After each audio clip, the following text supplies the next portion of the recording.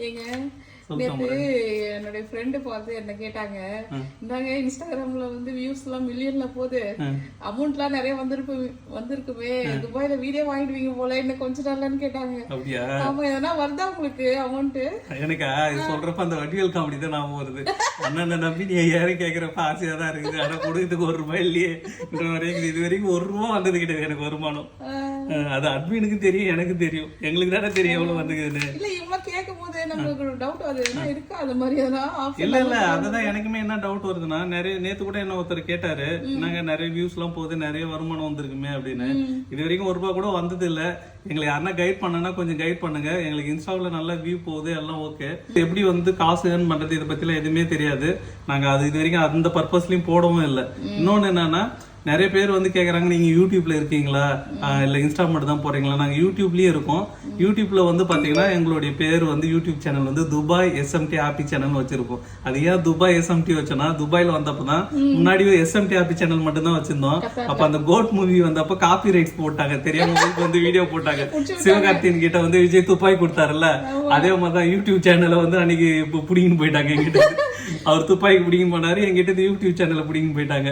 துபாயில வந்து யூடியூப் போட்டதுனால துபாய் SMT ஆப்பி சேனல் வச்சிருக்கோம். எவ்வளவு சப்ஸ்கிரைபர் இருக்காங்க இப்போ? எவ்வளவு சப்ஸ்கிரைபர் இருக்காங்கன்னா எனக்கு தெரிஞ்சு ஒரு எத்தனை பேர் இருக்காங்க அட்மின்? 158 தான் இருக்காங்க. அதான் இது என்ன காமெடினா, 158 சப்ஸ்கிரைபர் எங்களுக்கு இருக்காங்க. நான் பொண்ணு பார்க்க போனப்ப ஒரு வீடியோ நான் போட்டேன்ல, அத ஒருத்தர் யூடியூப்ல போட்டு அவருக்கு வந்து எவ்வளவு பேர் வந்துட்டாங்க, 1 மில்லியன் வியூ எல்லாம் போயிடுச்சு அவருக்கு.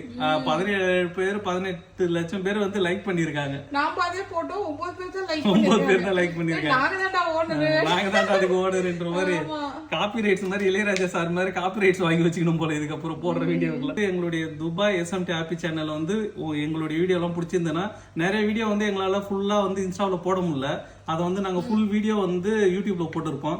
நீங்க யாரா டைம் இருந்ததுன்னா, இன்ட்ரெஸ்டா இருந்ததுன்னா, நான் சொல்ற ஸ்டோரி நீங்க துபாய் SMT ஆப்பி சேனல் யூடியூப்ல போய் பாருங்க, உங்களுக்கு ஃபுல் வீடியோ கிடைக்கும். அதே மாதிரி வந்து நாங்க Facebook பேஜும் வச்சிருக்கோம், நிரூபன் செல்வமணின்னு. அந்த Facebook பேஜுமே வந்து லைக் பண்ணுங்க, கொஞ்சம் ஃபாலோ பண்ணுங்க. அதே மாதிரி வந்து த்ரெட்லயும் வந்து நிரூபன் செல்வமணின்னு இருக்கு, நீங்க த்ரெட் யாருன்னா ஃபாலோ பண்றீங்கன்னா த்ரெட்லயும் வந்து எங்களுடைய சேனலை ஃபாலோ பண்ணுங்க.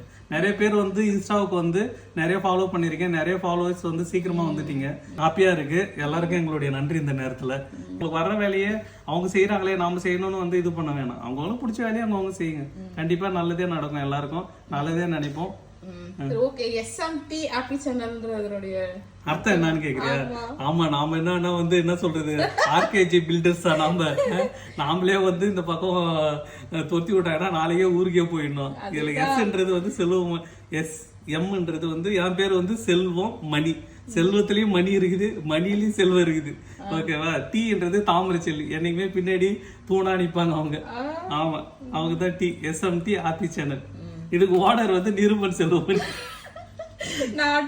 ஆமா, நீ வந்து அட்மின், நான் வந்து எம்ப்ளாயி இந்த கம்பெனில வேலை செய்யற எம்ப்ளாயி. டெய்லி நிர்மனிஸ்த ஓனர். அவர் வந்து எந்த வேலை செய்ய மாட்டாரு, அவர் ஓனராகவே இருப்பார். அதே ஓகே மக்களே, இதுதான் வந்து எங்களுடைய சுச்சுவேஷன். நிறைய பேர் நினைச்சுக்கிறாங்க நேரம் துபாயில வீடு வாங்கியிருப்பாங்க, நிலாவில் இடத்த வாங்கியிருப்பாங்க அப்படின்னு.